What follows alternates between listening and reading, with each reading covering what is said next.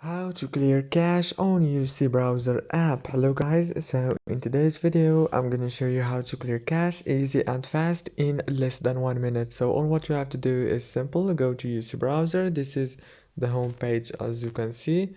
Now all what you have to do is go down, click on those three lines and click on the settings option here.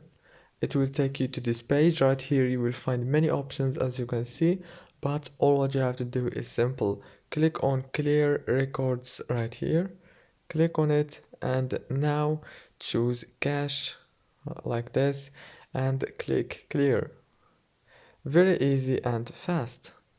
If this video was helpful, please don't forget to like and subscribe, and thank you so much for watching this video until the end. See you later.